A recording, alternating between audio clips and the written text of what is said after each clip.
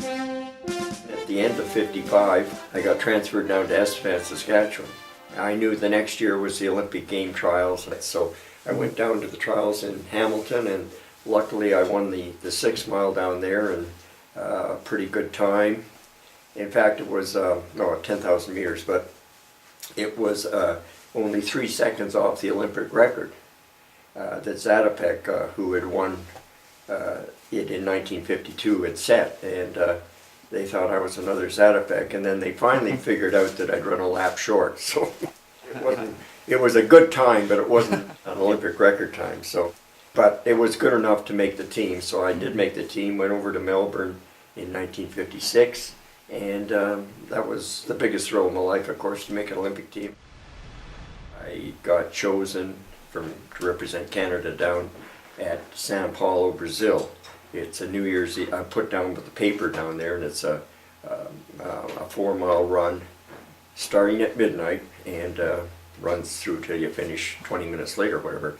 So, and I got second down there to this Argentine guy who had won it 2 or 3 years and was, well, real world-class runner. So that was quite an experience to run at midnight and then to do that well against, with 1 million people on the streets and everything. I mean, it was, you didn't know really where you were going. All you did was follow the opening in the crowd. It's sort of like the Tour de France, where the crowd is right there and you're just sort of running in the opening, and that's what it was. So that was one fantastic experience.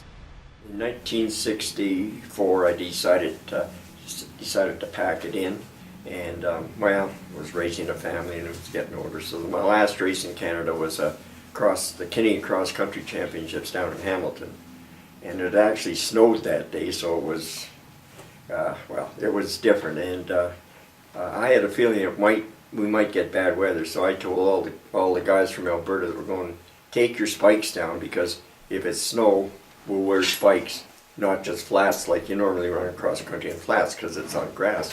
In the snow with flats, you're slipping. So we wore our spikes, and our team did amazing. We won three of the championships. I won the senior, another guy won the juvenile, another guy won the midget. So because we were prepared or ready for the snow, it really did pay off. And some of the favorites were just slipping and sliding all over the place. And so we were, sometimes it's not how good you are, but how well prepared you are.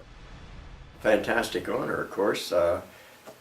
Anytime you're inducted into a Hall of Fame, it means that the selection committee thinks that you've had a good career, you've done well, and compared to all the other athletes in all the other sports, that you measure up to them. So yeah, I think it's just a fantastic honor that anybody gets when they get into a Hall of Fame.